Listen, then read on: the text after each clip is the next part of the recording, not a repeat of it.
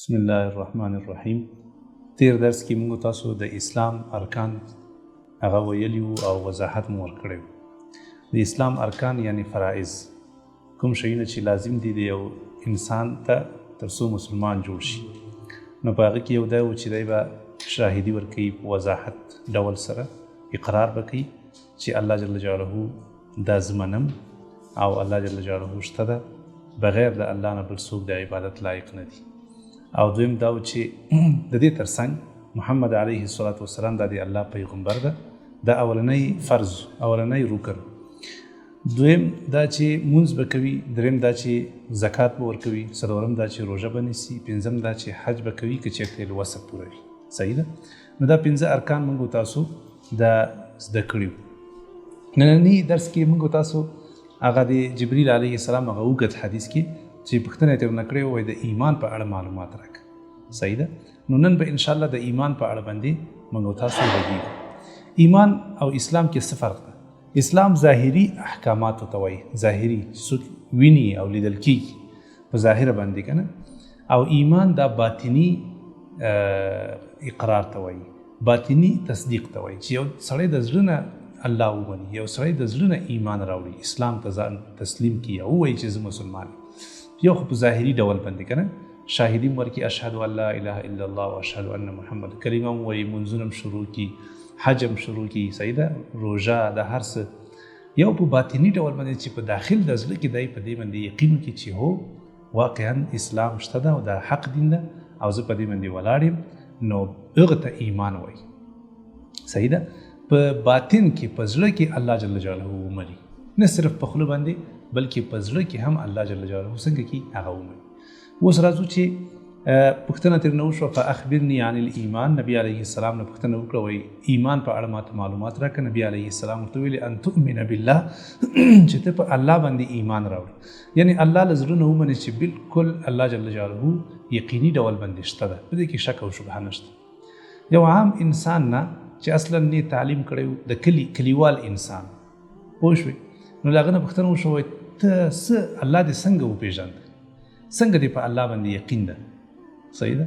الله جل جلاله دې له کومه وپېژانده، چا درته واضحه که او که نه در معرفي که قرآن شریف دې ولوسته، څنګه دې په الله جل جلاله باندې ایمان راوړ، څنګه دې الله جل جلاله خپل رب وګڼه.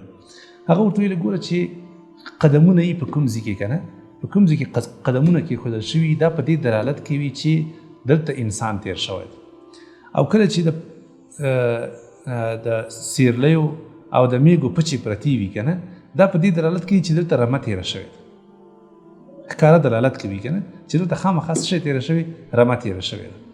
نو څنګه دا لوی اسمان، دا ښایسته ځمکه، دا ونې او دا غټ غټ غرونه، دا دې په الله جل جلاله باندې دلالت ونه کړي، یعنی چې دغه قدمونه د یو انسان په تګ باندې که نه دلالت کوي، نو دا لوی اسمان د الله په وجود باندې دلالت نه کوي.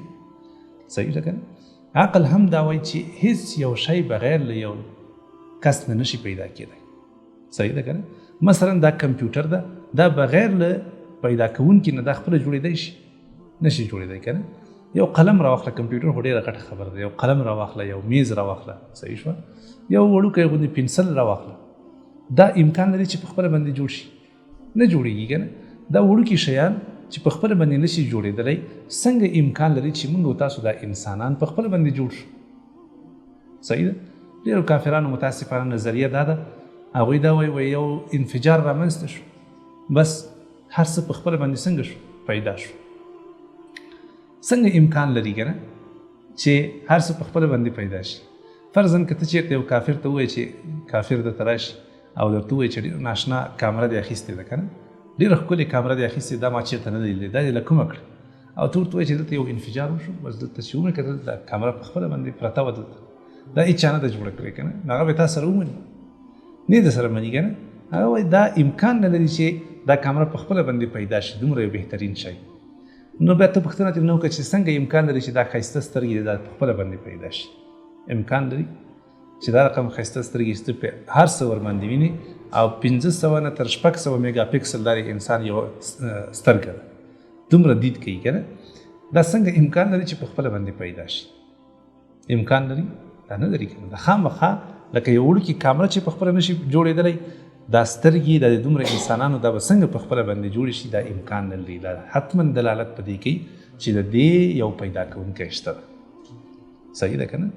دا سر چې الله جل جلاله پیدا کړی دی، ګوره په سترګو کې یو رقم ته اوبه دي، په خوله کې بل رقم ته اوبه دي، دا تروې دي، دا خوږې دي، غوږونو بل رقم ته اوبه دي، د پزې بل رقم ته اوبه دي، که نه؟ یو سر ده. یعنی انسان په دې کې فکر وکړي چې دا څه رقم عجیبه باډي دا جسم الله جل جلاله انسان ته ورکړی.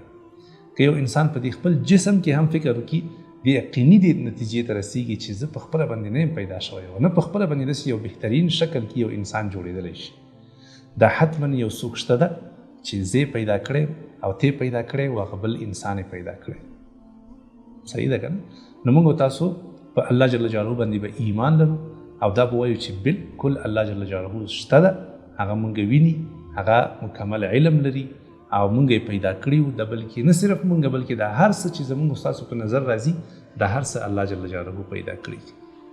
نو الله جل جلاله په یقیني ډول باندې شته ده. هر هغه څوک چې له زړه نه الله ومني دې ته څوک وایي؟ دې ته مؤمن وایي. دا حقیقي مؤمن، نه صرف په خوله باندې چې سړی وایي بس الله جل جلاله شته ده او موږ یې پیدا کړي، نه له زړه نه به ته په دې باندې یقین کوې. صحیح ده که نه؟ زړه ته به دا خبره کته کوي چې بالکل زما رب الله ده، زه هغه پیدا کړم، دا هر څه الله پیدا کړي، موږ د هغه په کنټرول کې یو، موږ هغه ویني، موږ نه هغه خبر ده. ښه، دا اولنی شرط شو، اولنی رکن شو د ایمان. دویم رکن و ملائکته، او دا چې یو نفر ایمان راوړي په چا باندې؟ په ملائک باندې. ملائک دا څوک دي؟ دا الله جل جلاله له نور نه پیدا کړي، لکه موږ تاسو چې له خاورې نه او له خټې نه پیدا کړي یو که نه؟ نو ملائک دا الله جل جلاله له نور نه پیدا کړي دي. ملائک ګناهونه نه کوي، د الله نافرمانی نه کوي، هر وخت د الله عبادت کوي، الله چې څه ورته وایي همغه کوي. ملائک دا ډېر زیات دي، زښته زیات دي، بې شمېر. صحیح ده که نه؟ شمېر یو الله جل جلاله ته معلوم ده. قرآن شریف کې الله جل جلاله فرمایي چې د ملائکو شمېر یوازې چا ته معلوم ده؟ الله ته معلوم ده. ځینې ملائک داسې دي چې هغه موږ ته الله جل جلاله راپېژندلی دي او خاص خاص کارونه ورته حواله کړي. لکه میکائیل علیه السلام ته الله یو وظیفه او دنده سپارلې ده. د څه شي دنده؟ د باران ورول. جبریل ته یو دنده سپارلې ده، څه شي؟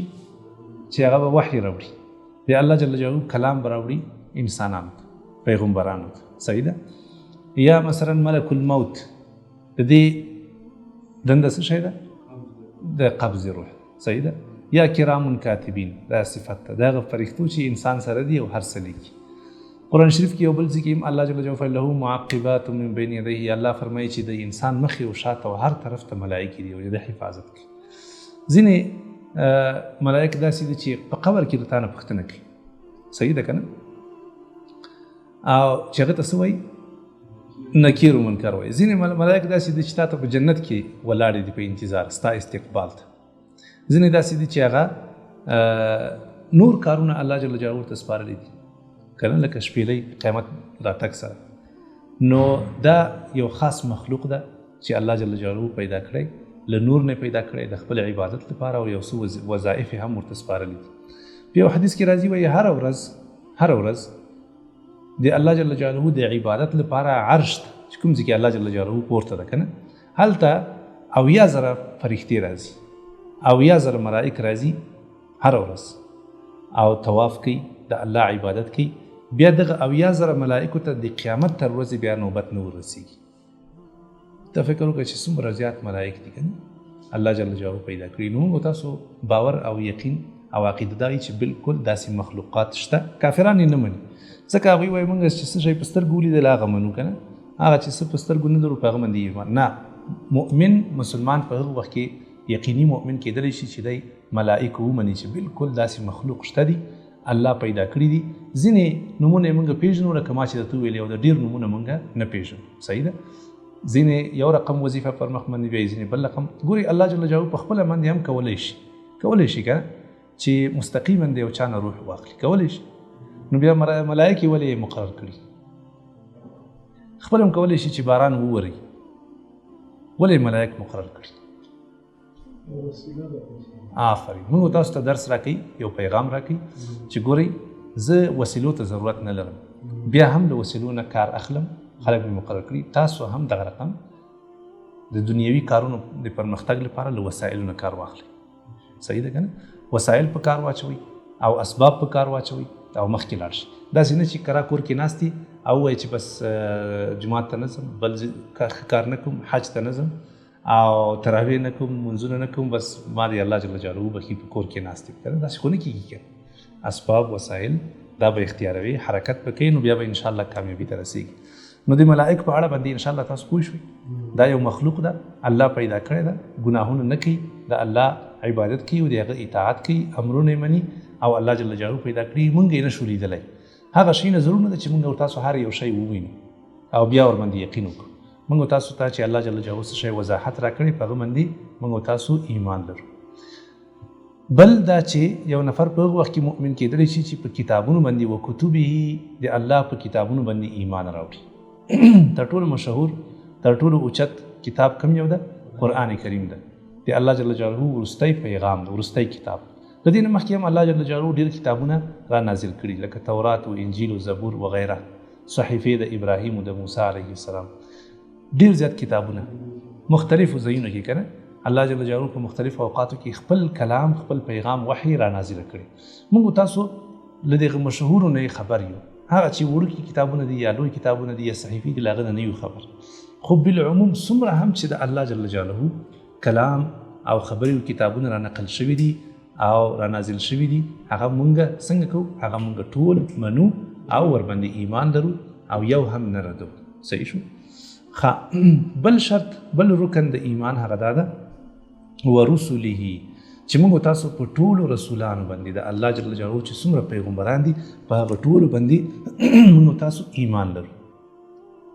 هغه که موسی علیه السلام ده، که عیسی علیه السلام ده، که ادریس علیه السلام ده، صحیح شو، که زکریا علیه السلام ده، که هر څومره پیغمبران دي د ځینو الله جل جلاله قرآن شریف کې ذکر کړی ده، نومونه یې ذکر کړي دي، نو د ډېرو یې نه دی ذکر کړي. صحیح ده؟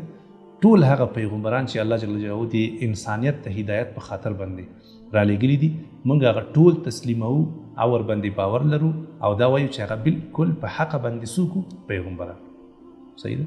یو نفر که ووایي چې زه نبی علیه السلام محمد صلی الله علیه وسلم منم، موسی علیه السلام هم منم، ابراهیم علیه السلام هم منم، لوط علیه السلام، نوح علیه السلام، خو موسی علیه السلام نه منم، دا مسلمان کېدی شي؟ دا کافر ده. پیغمبر څنګه نه؟ دا کافر کېږي دا انسان. یا ووایي چې مثلا زه صرف قرآن شریف منم، دا د الله کلام ده، مخکیني چې کوم کتابونه دي هغه زه نه منم. نه، دا خو سړی اسلام نه وځي. صحیح ده؟ دا بېله خبره ده چې الله جل جلاله هغه اوس منسوخ کړي دي، هغه قابل دی عمل نه دي. عمل موږ تاسو په قرآن شریف باندې کوو. صحیح ده که نه؟ تفصیلي ایمان موږ تاسو په قرآن شریف باندې راوړی، خو مجمل څرنګه چې الله جل جلاله نازل کړي موږ تاسو په هغه باندې ایمان لرو او ټول پیغمبران په حق پیغمبران. والیوم الاخر، بل رکن دا ده چې موږ تاسو په د قیامت په ورځ باندې ایمان لرو. د قیامت ورځ بې له شک او شبهې نه راتلونکې ده او هیڅ خلاصی ته نه نشته. دا دنیا که څومره هم ادامه وکړي، خامخا یو ورځ راځي چې دا دنیا به ټوله له منځه ځي او بیرته به موږ تاسو را ژوندي کېږو د حساب و کتاب لپاره. قیامت کې کوم کارونه کېږي په هغه ټولو باندې به ایمان لرو. موږ تاسو چې په قیامت باندې ایمان لرو د دې څه مطلب ده؟ آفرین.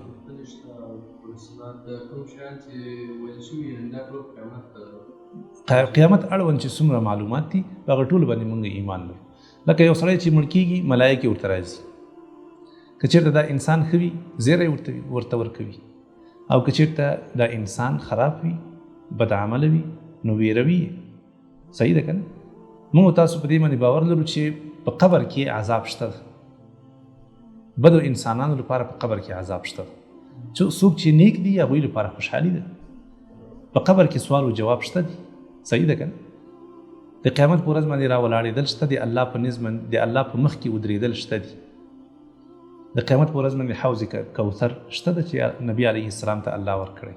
د قیامت په ورځ باندې ترازو شته ده چې د ټولو خلکو عملونه به پې څنګه کېږي؟ تلل کېږي. پل صراط شته ده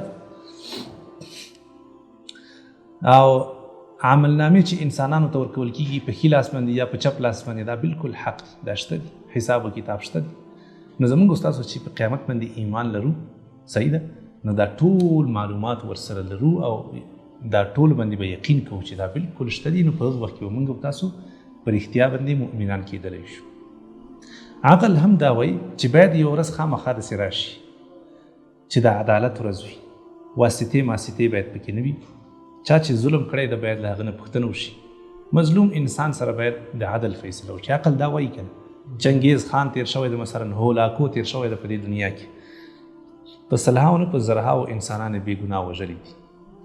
حال دا چې هولاکو یې چا نه ده وژلی، په خپل مرګ باندې مړ شوی. عقل دا وایي چې حتما باید داسې یو ورځ راشي چې دا هولاکو باید بیرته ودرول شي چې تا دا انسانان ولې وژلي دي، او د دې انسانانو حق ورکړه، د دې انسانانو انتقام باید د دې انسان نه واخیستل شي. همداسې ده که نه؟ عقل دا وایي که یو نفر ته راشي کورنۍ ته دې راشي ویې وژني، بیرته نه وتښتېږي، په دې دنیا کې د زور پرې نه رسېږي. صحیح ده؟ عقل دې وایي که نه چې یاره دې انسان سره باید حساب و کتاب وشي. د دې وجې نه د قیامت ورځ حق ده چې عدالت پکې قائم شي او حق حقدار ته وسپارل شي. چا چې ظلم کړی ده، د الله دښمني کړې ده او نیکه انسانانو سره دښمني کړې ده، یا حتی قتلونه کړي دي، مالونه یو نفر درنه پیسې وړي، ظلم در سره کوي که نه، ستا حق وړي تښتي درنه، ته وایه که نه چې کاش داسې یو ورځ، یا الله داسې یو ورځ خو باید وي چې دلته دې انسان سره حساب و کتاب وشي او دا زما حق باید بیرته ترنه واخلي. نو د قیامت په ورځ باندې چې موږ تاسو ایمان لرو، دا په حقیقت کې زموږ تاسو دغه ژوند هم جوړوي. زه چې مثلا نن ستا حق نه وړم که نه، تا نه غلا نه کوم، ولې نه کوم؟ د دې په خاطر چې هلته ما په قیامت ورځ باندې ایمان شته ده که نه. زه پوهېږم چې هلته ما دا مال بیرته تا ته نشم درکولی، په هغه د قیامت په ورځ باندې دا تباهي ده. زه چې بل مسلمان نه وژنم، ولې نه وژنم؟ په پټه باندې تپانچې دي، اسانه به دغه ټس ټس وله تخته، ماښام د ماخوستن د څوک دې معلومولی هم نه شي. ولې نه ولم؟ ځکه چې زه باور لرم، یقین لرم چې د قیامت په ورځ دا انسان بیرته به له ما نه بدل اخلي. زه پوهېږم چې د قیامت په ورځ باندې د خلاصېدی نشم او تباه کېږم. د دې په خاطر د قتل دروازه بنده شوه، د غلا دروازه بنده شوه، د ظلم دروازه بنده شوه، د هر قسم بې انصافي. د قیامت باندې د ایمان څومره فایدې دي؟ فایدې شته که نه؟ ډېر زیات. د دې په خاطر باندې موږ تاسو د قیامت په ورځ باندې ایمان لرو. وتؤمن بالقدر خیره و شره. اخرنی فرض چې یو نفر په مؤمن کېدلی شي هغه دا ده چې موږ تاسو به په تقدیر باندې ایمان لرو. تقدیر چې الله جل جلاله لیکلی، په دې باندې ایمان لرو چې بالکل الله جل جلاله زموږ تاسو په حق کې فیصلې کړي دي او هر څه راته لیکلي دي. په دې باندې موږ تاسو ایمان لرو. صحیح ده؟ مخکې د دې نه چې الله جل جلاله د دنیا پیدا کی، نو الله جل جلاله قلم پیدا کړ، ورته ویل چې ولیکه، نو هغه ورته ویل چې زه څه ولیکم؟ 50,000 کاله مخکې. څومره؟ د دې دنیا نه مخکې 50,000 کاله مخکې الله جل جلاله ورته ولیکل، ولیکه دا څه شی چې کېږي دا ټول ولیکه. په لوح محفوظ کې الله جل جلاله دا ریکارډ جوړ کړ. نو موږ تاسو چې دا نن پیدا شوي یو، د دنیا له پیدایښت نه مخکې 50,000 کاله مخکې زموږ تاسو د هر څه لیکل شوي چې دا انسان په کوم ځای کې به پیدا کېږي، څنګه انسان به څومره بې روزي، څومره به پیسې لري، څومره به د الله عبادت کوي، جنتي به یو که دوزخي به، دا ټول شیان الله جل جلاله ذکر کړي. صحیح شو؟ سوال دا ده چې ولې الله جل جلاله دا هر څه ولیکل؟ جواب دا ده چې الله جل جلاله ځکه دا هر څه ولیکل چې هغه سره بشپړ علم.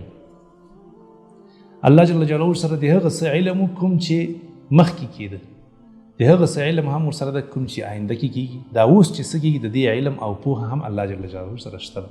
حتی الله جل جلاله سره د هغه څه علم هم شته ده چې هغه بالکل اوس پورې وجود نه لري. الله سره علم شته ده، که وای نو سره قم به و، د دې علم هم الله سره شته ده. صحیح ده؟ نو الله جل جلاله سره د هر څه علم او د هر څه پوهه ورسره وه، او د الله علم ته هیڅوک هم نشي رسېدلی. نو هر څه یې مخکې له مخکې نه څنګه کړل؟ دا یې ولیکل. اوس نن سبا خلک سوال کوي وایي چې الله جل جلاله هر څه لیکلي دي، نو زمونږ عبادت ته څه ضرورت؟ همداسې ده که نه؟ هسې هم الله جل جلاله لیکلي دي. جواب دا چې الله جل جلاله لیکل دا په هیڅ وخت کې هم دا په دې معنا دلالت نه کوي چې موږ تاسو الله جل جلاله مجبوره کړي. همداسې ده که نه؟ صحیح ده چې الله هر څه لیکلي دي، خو آیا موږ تاسو یې مجبوره کړي چې دا څه ما لیکلي دي دقه کار به ته کوې؟ مجبوره کړي؟ الله جل جلاله لیکلي دي. دا د الله په علم باندې دلالت کوي چې الله په هر څه پوهېده نو ویې لیکل. باقي دا لیکلي دي چې دا انسان په خپل اختیار باندې دا هر څه کوي. صحیح ده کنه. یو انسان د مثلا الله جل جلاله ته معلومه و چې دا انسان به زه پیدا کوم په خپل خوخه په خپل اختیار به دا انسان کافر کیږي، دا انسان به شرک کوي، دا انسان به ظلم کوي، قتل به کوي، دا به کوي، نو دا انسان دوزخي ده. نو الله جل جلاله فیصله وکړه، ویل کل چې دا انسان دوزخي ده او دا انسان ناکامه ده، بس بدبخت انسان. یو بل انسان ده الله جل جلاله ته معلومات و چې دا انسان ښه انسان ده، با احساس ده، دی به زما خبرم مني او په خپل خوښه باندې به سمه لاره انتخابوي، نو الله جل جلاله ولیکل چې دا انسان جنتي انسان. تاسې پوه شوئ ان شاء الله. د دې وجه نه الله جل قرآن شریف فرمایي چې ما هر انسان ته وهدیناه النجدین، ما دته دوه لارې ورښودلي دي، ورور دې لاره باندې ځي، اخري انجام دې جنت ته رسېږي، خوشحالي ده، آرامي ده، نعمتونه دي، مزې دي. دغه لاره هم شته ده. دا لاره باندې چې ته ځې اخري انجام هغه کنده ده، دوزخ ده، تباهي ده او عذابونه دي. ستا خپله خوښه ده ورور، په دې لاره باندې ځې هم ستا خپله خوښه ده، الله څوک نه مجبوره کوي نه. په دې لاره باندې ځې خپله دې خوښه ده ځان جنت ته رسوي، په دې لاره باندې ځې خپله دې خوښه ده ځان دوزخ ته رسوي. الله نشي ملامته کولی شي. الله راته ما خو درته هر څه ښودلي، خپله باندې په خپله خوښه په دې لار راغلی، یا په خپله خوښه په دې لار راغلی، زه څوک. صحیح ده. نو موږ تاسو په دې دنیا کې چې دا نیک عملونه کوو او بد عملونه نه کوو، دا د دې په خاطر باندې چې الله جل جلاله موږ تاسو ته هر څه راښودلي دي، په خپله خوښه ځان کوشش کوو چې کامیابي او ځان له ناکامي نه وژغورو. صحیح ده. نو عذر دا هیڅ وخت هم یو انسان ته نه پیدا کیږي. یو کافر وای کله چې الله جل جلاله ته هر څه معلوم وکنه چې پلانکی جنتی ده او پلانکی چې د څنګه ده دوزخي ده، الله ته خو هر څه معلوم، نو دا دنیا یې څه لپاره پیدا کول؟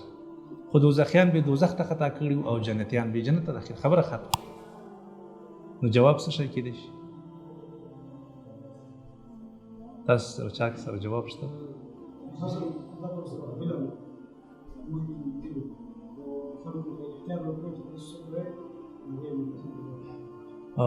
خلق بالکل صحیح ده. نو دا کافر وای چې دنیا پیدا کېدو څه ضرورت، خو اسی هم الله ته معلومه و چې دا ګروپ ډله خلک څنګه دي، یا جنتیان دي، نو دا به جنت ته داخل کړي او دا دوزخیان دي، بس دا دوزخ ته. صحیح شو، خبر به ختمه شوې ده، دنیا ته ضرورت نه. ښه جنتیان خو کچیرته الله جل جلاله فیصله کړې وای، جنتیان خو خوشحاله و چې زه شکر ده الحمدلله مونږ آرام یو په نعمتونو کې. دوزخیانو به الله ته یو ګیله کړې وه، ویلي وي چې یا الله تا خو یو چانس را کړی و که په خپله خوښه باندې د دوزخ ته ځان رسولی وی، نو صحیح ده، تا خو یو چانس مونږ را نه کړ، تا خو مستقیما مونږ راوستو په دوزخ کې دې خطا کړو. یو سوال یو اعتراض یې کولی شو که یو ګیله یې کولی شوله. نو دلته الله جل جلاله دنیا پیدا کړه چې هر انسان ته اختیار ورکړي چې ورور په خپله خوښه باندې په خپل اختیار باندې ما درته هر څه لیکلي دي، ته له هغه نه ناخبره یې. اوس چې مونږ تاسو ته الله جل جلاله څه شی لیکلي دي په هغه خبر نه یو خبر، ته خو ناخبره یې انسانه. نو په خپله خوښه باندې کوشش وکړه ځان جنت ته ورسې، خو که په خپله خوښه ځان دوزخ ته ورسوه نو بیا خپل ځان ملامت ګڼه، ما مه ګڼه، ځکه دا ته معلومات نشته. نو هر دې دنیا کې به انشاءالله مونږ حتی الوسه کوشش کوو چې ځان له دوزخ نه وساتو او ځان جنت ته ورسو. دغه د ایمان مهمترین ارکان دي، په دې باندې به موږ تاسو ایمان لرو، یقین به ورباندې کوو او باور به کوو. که په دې کې څوک مثلا هم الله ومني، ملائک، کتابونه، رسولان، د ورځ د آخرت هر څه ومني، خو وایي چې تقدیر څه شی ده، دا تقدیر زه نه منم، داسې څوک وایي هغه مؤمن کېدی شي، هغه مسلمان ده. دا به ته منې چې الله جل جلاله د هر څه په اړه باندې ورسره معلوماتو نو لیکلي دي، او دا لیکل په هیڅ وخت کې هم په موږ باندې د فشار نقطه نه ده او نه د مجبوریت، بلکې دا د اختیار د الله جل جلاله په علم باندې دلالت کوي. تاسې پوه شوئ انشاءالله. نو د دې لپاره چې یو انسان پر اختیار باندې مؤمن شي، هم به الله جل جلاله په زړه کې مني، یقین به ورباندې کوي چې بالکل الله حق ده، شته ده، ملائک، کتابونه، رسولان، د آخرت ورځ حق ده، راتلونکې ده، او تقدیر هم د الله جل جلاله حق ده. الله جل جلاله دې موږ تاسو ته یقیني او صحیح ایمان را نصیب کړي.